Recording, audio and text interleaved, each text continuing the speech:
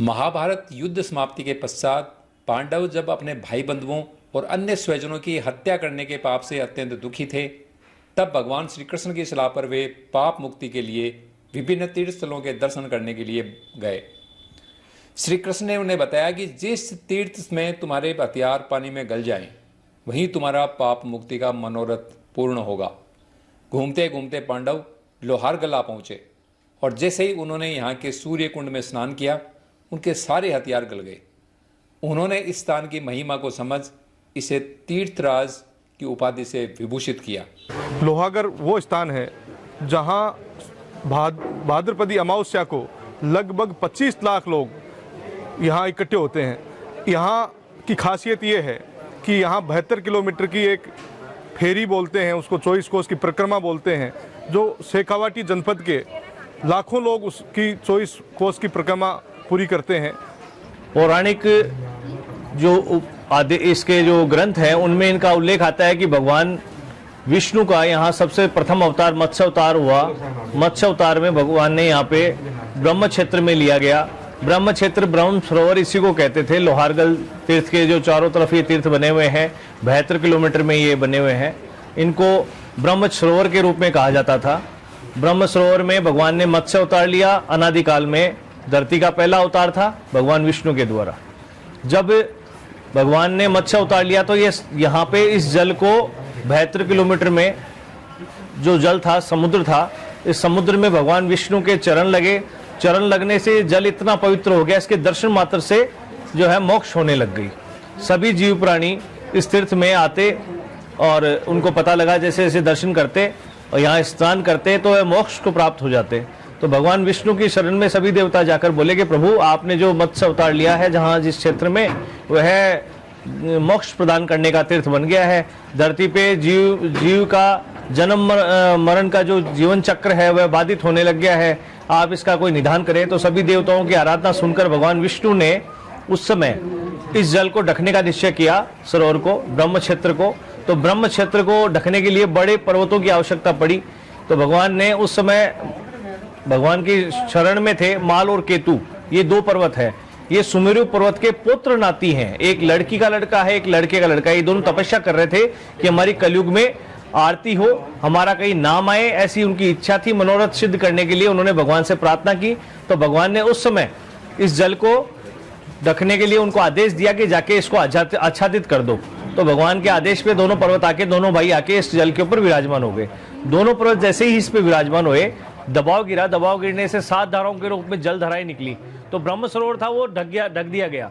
फिर जल धाराएं निकली तो सभी जल धाराओं की सभी देवताओं ने चिंता की, भगवान को कहा कि प्रभु, ये वापस से जल धाराएं निकल गई है, इन जल धाराओं में स्नान करेंगे, दर्शन करेंगे, लोग बाग मोक्ष प्राप्त करेंगे। तो भगवान की द्वारा भविष्यवाणी हुई। भगवान विष्णु ने कहा कि ये जो जल धाराएं हैं ये कालांतर तक ऐसे बहेगी और इस तीर्थ का कलयुग में जाके लोगों को पता लगेगा। ये तीर्थ, जब सारे तीर्थ धीरे धीरे नश्वर हो जाएंगे, जहाँ पे भगवान की पूजा पाठ कम हो जाएगी या वहाँ पर कहीं ना कहीं अपराध हो जाएंगे, उन तीर्थों को अंदर जैसे शक्तियाँ कम हो जाएगी, तो इस तीर्थ का लोग बाग कलयुग में जाके स्मरण करेंगे, दर्शन करेंगे, स्नान करेंगे, तो यहाँ पर जाके पापों से मुक्त होंगे। तो ये पापों से मुक्ति के लिए भगवान ने रास्ता खुला छोड़ दिया। तो आज यहाँ पे कलयुग में जब अपनी चरम सीमा पे कलयुग आने लगा है, तब से लोगों का आवागमन बढ़ गया है और लोग बाग इस तीर्थ के बारे में जानने लगे हैं। इससे पहले 15-20 साल पहले इसको बहुत कम लोग बाग जानते थे। पुराणों में उल्लेख था अनादिकाल से, लेकिन जानना कम हो गया। उसके बाद में धीरे धीरे से बढ़ा है, लोग बाग आवागमन बढ़ गया है। उसके बाद में मत्स्य अवतार के बाद में जब इसको ढक दिया गया था भगवान के द्वारा।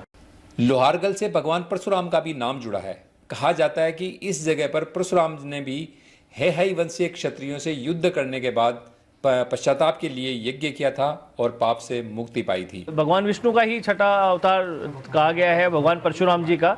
परशुराम जी ने 21 बार धरती पे हेहय वंश के क्षत्रियों का मानमर्दन किया। उस मानमर्दन के लिए सभी जो देवता थे उन्होंने सब भगवान परशुराम जी को बताया कि आप जो है कोई प्रायश्चित करें, क्योंकि धरती पे प्रायश्चित करे बगैर यहाँ से जाना असंभव है, और जाए तो हम स्वर्ग के लोक में नहीं जा सकते, क्योंकि अवतार तो था लेकिन भगवान ने यहाँ पर धरती पे अवतार लिया। अवतार भी मनुष्य योनि में लिया गया।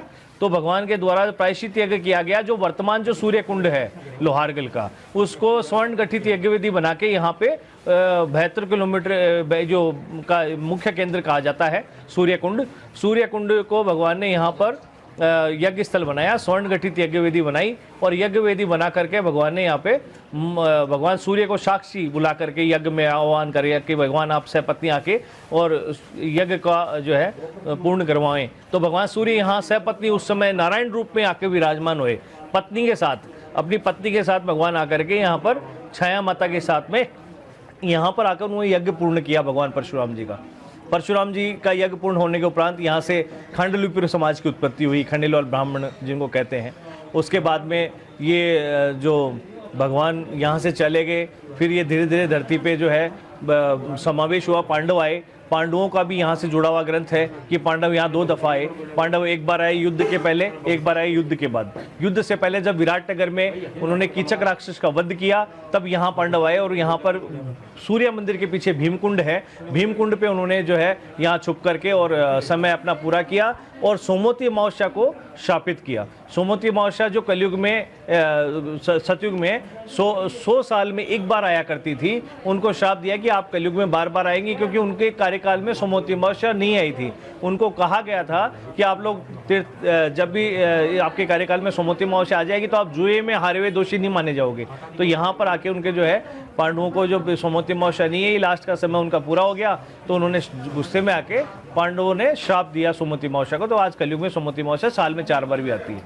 और उसके बाद में जब पांडव यहाँ से चले गए, उन्होंने जाके युद्ध किया, युद्ध करने के उपरांत राज्य भोगा। राज्य करने के उपरांत जब उनको हिमालय पर्वत से होते हुए भगवान कृष्ण ने कहा कि आप लोग जो है स्वर्ग में जा सकते हैं, लेकिन आप लोगों ने धरती पर जो पाप किया है, अपने भाइयों को मारा है, कुल देवता कुल गाय को मारते हैं तो गो